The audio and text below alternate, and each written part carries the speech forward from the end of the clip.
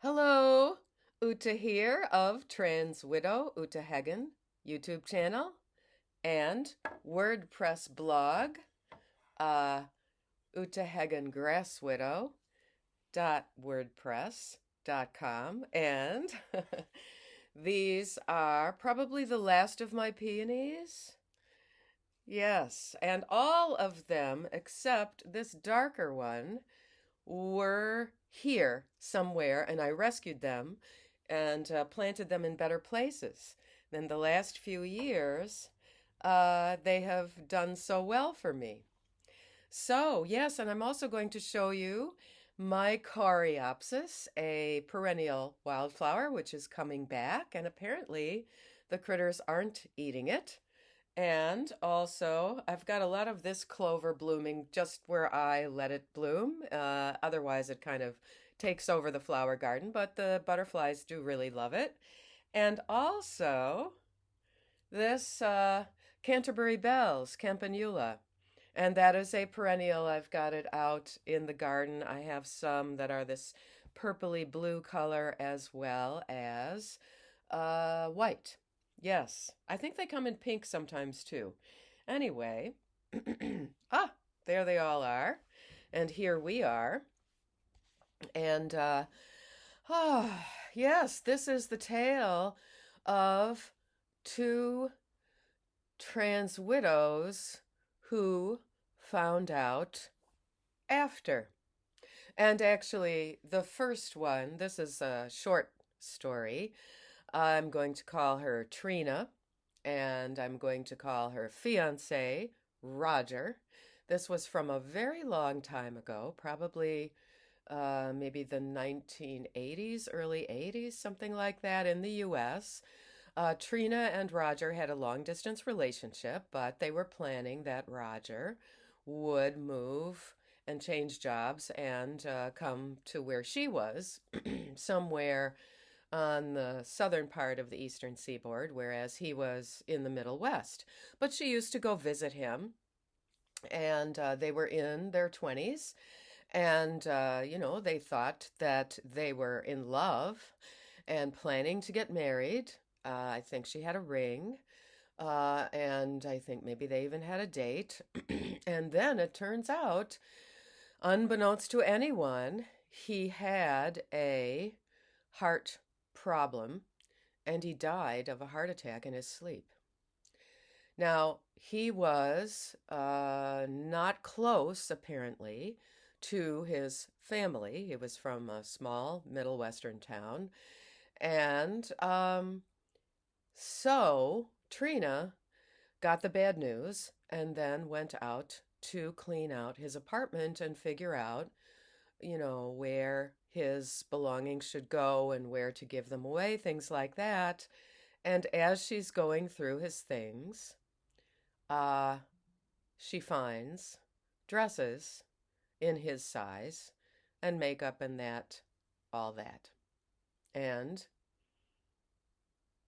she just didn't know what to make of it. But a while ago, she got in contact with me and she said, well, I guess that on some level, maybe I'm an almost trans widow.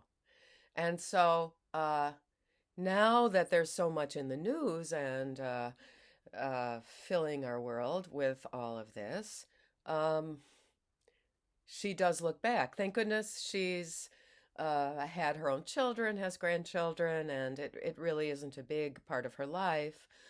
But, to think that she could have entered that marriage, if he hadn't had this apparently genetic cardiac issue. So that that is trans widow testimony number one. The next one is about Shura and her husband of 15 years, David. This one will go on for a few parts. I expect it maybe to have parts 2 and 3. This was a late marriage. Shura was an adventurous American, traveling around Europe and places, far-flung places like Afghanistan, I guess, uh, and had a couple of marriages, lived someplace out west, and then her first two marriages ended in divorce, and she went to Israel. And she decided, since her background is Jewish and she actually grew up in Brooklyn, I wonder if she spent even 30 years in Brooklyn. I might have lived in Brooklyn longer than she did. Anyway, we had a wonderful Zoom call, which we intend to repeat. She is just a treasure. This was just amazing, but she had the most confusing, mind blowing late marriage. And she had entered the Orthodox community after being a secular Jew for most of her adult life. But in her 50s, she was sort of set up with a guy who was divorced, who was also in his 50s, had already fathered 6 children, and they decided to get married after the typical Orthodox, very brief engagement of 3 months. And they did not consummate their relationship, um, actually, ever. Um, and she was hoping, for an exciting wedding night, and they had not taken off clothes and that kind of thing, until after the modest wedding. And then he wasn't interested. And his not being interested um, continued for 15 years. And finally, she divorced him and got him to move out. Kind of had similar trouble as I did when I needed Nettie to move out and recognize that this marriage is not fair to me, and so on. Let's see, what other pieces of this? I mean, she remembers laying out, the um, sexy but Orthodox style nightgown and stuff, and she tried to seduce her husband, which is not a bad thing to do. That usually is kind of a fun thing to do, but he wasn't reacting. And yeah, after the divorce, she finds out various details, which I'll give you in part two, from his first wife. She said he seems like a rather sad old man now, and she's a really wonderful, vivacious woman. She didn't have children with him, and in fact, she's in touch with some of his grandchildren. Most of his children and grandchildren did not stay within the ultra Orthodox from society. They became secular. Some of them moved from Israel and so on. But this is yet another tale of a man, it turns out, who had a fetish.